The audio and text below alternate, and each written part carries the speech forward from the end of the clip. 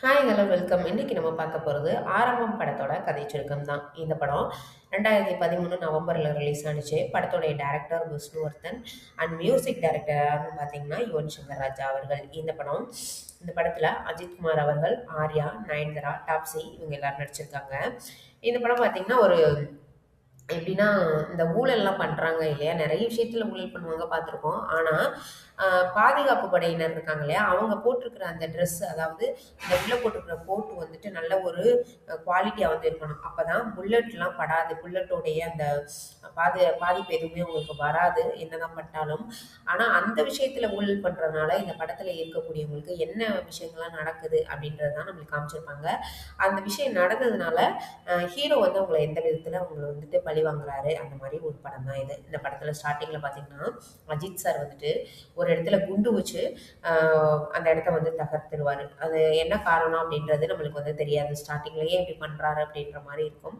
இவர் கூட இவங்க இருப்பாங்க, நயன்தாரா, மாயா அப்படின்ற பேர்ல வந்து இருப்பாங்க. இவங்க கூட 2 பேரும் சேர்ந்து அந்த மாதிரி வேலையெல்லாம் பார்த்துட்டு இருப்பாங்க. அதுல நயன்தாராவோட காலேஜ் மேட்டான ஆர்யாவை வந்து வர சொல்லியிருப்பாங்க. வர சொல்லி என்ன பண்ணிருவாங்கன்னா, கம்ப்யூட்டர்லாம் ஹேக் பண்ணணுன்ற மாதிரி அவருக்கு கொஞ்சம் அந்த இன்ஜினியரிங் ஒர்க்லாம் ரொம்ப நல்லாவே தெரியும். அதனால அவரை வந்து கூப்பிட்டு வந்துட்டு இந்த மாதிரி பண்ணணும்னு சொல்லுவாங்க. ஸ்டார்டிங்ல அவருக்கு சுத்தமா பிடிக்கவே பிடிக்காது இந்த மாதிரி வேலையெல்லாம் பார்க்கறது, குண்டு வைக்கிறது அந்த மாதிரிலாம் பார்க்கும்போது அவருக்கு ரொம்பவே கஷ்டமா இருக்கும். அந்த இடத்துல இருந்து எப்படியாவது தப்பிக்கணும் அப்படின்னு சொல்லி நினைப்பாரு. ஆனா அவருடைய லவரா இருக்கக்கூடிய டாப்ஸியை வந்துட்டு இவங்க கடத்திட்டு வந்து தனியா வச்சுட்டு, இவங்கள நீ வந்து நாங்க சொல்றது எதுவுமே பண்ணலைன்னா இவளை நாங்க கொன்றுவோன்ற மாதிரி மிரட்டுவாங்க. இவங்க ஆல்ரெடி குண்டுலாம் வைக்கிறாங்க, யாரையாவது கொல்றாங்க அப்படின்றனால இவருக்கு கொஞ்சம் பயந்துக்கிட்டு அவங்களுக்கு பயந்துக்கிட்டு இவர் வந்து வேலை பார்த்துட்டே இருப்பாரு. எதனால இப்படி நடக்குது அப்படின்னு அவருக்கு புரியவே புரியாது. இவங்களை எப்படியாவது போலீஸ்ல மாட்டி விடணும் அப்படின்னு சொல்லிட்டு ஒரு போலீஸ் ஆஃபீஸர் கிட்ட வந்துட்டு அஜித் சாரை வந்து மாட்டி விட்டுருவாரு. ஆனா அவங்க யாருன்னு தெரிஞ்சுட்டு அவங்க வந்து வெளியில விட்டுருவாங்க. அதுக்கப்புறம் தான் நயன்தாரா வந்துட்டு ஆர்யா கிட்ட சொல்ல வருவாங்க அவங்களுடைய கடந்த கால வாழ்க்கை வந்து எப்படி இருந்துச்சு அப்படின்ற மாதிரி. என்னன்னு பார்த்தீங்கன்னா, அஜித் சார் கூட ராணா இருக்கார் இல்லையா? அவர் வந்து க்ளோஸ் ஃப்ரெண்டு. கூட வந்து வேலை பார்க்குறவரும் கூட. அவருக்கு கல்யாணம் ஆகி அவங்க ஒய்ஃப் வந்து கன்சீவா இருப்பாங்க. அந்த மாரி ஒரு ஃபேமிலியோட ஜாலியா இருக்கக்கூடிய ஒரு பெர்சனா அவரு வந்து இருப்பாரு. அவங்களோட தங்கச்சி தான் நயன்தாரா.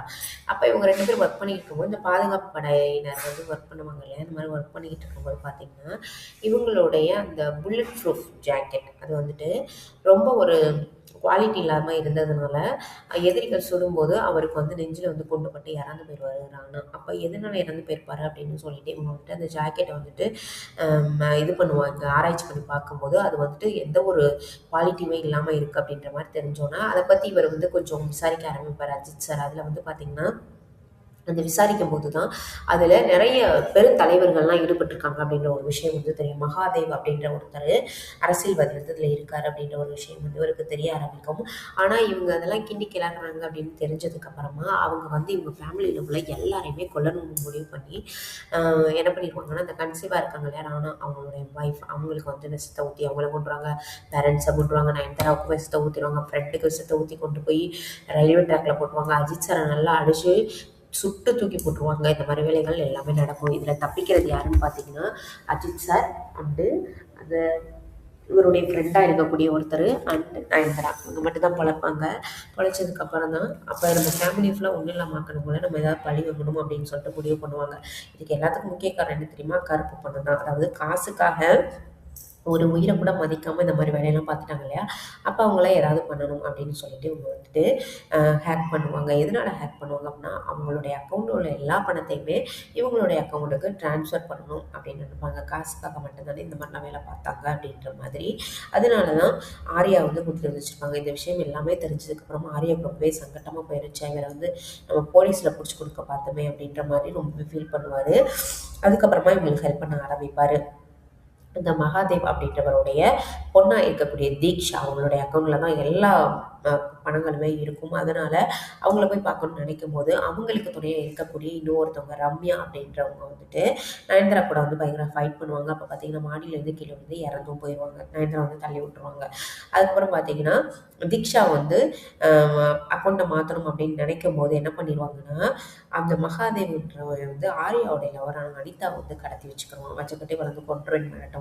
ஆனா, இவங்க என்ன பண்ணிருவாங்கன்னா, தீக்ஷாவ பிடிச்சு வச்சுக்கிருவாங்க. அப்ப அங்க ஒரு ஆள் பிடிச்சு, இங்க ஒரு ஆள் பிடிச்சு ஒரு இடத்துல மீட் பண்ணி 2 பேரையும் வந்து விடுவிக்கணும் அப்படின்ற மாரி நினைக்கும்போது, இவங்க அனிதாவ காப்பாத்திருவாங்க. ஆனா அந்த தீக்ஷான்ற பொண்ணு வந்து கொன்றுவாங்க. லாஸ்ட்டில் மகாதேவ் அவரையும் வந்து கொன்றுவாங்க. இவங்களுக்கும் அந்த அக்கௌண்ட்டில் உள்ள பணத்தையும் ஏற்றிக்கிடுவாங்க. அதோட இந்த படமும் முடிஞ்சிடும்.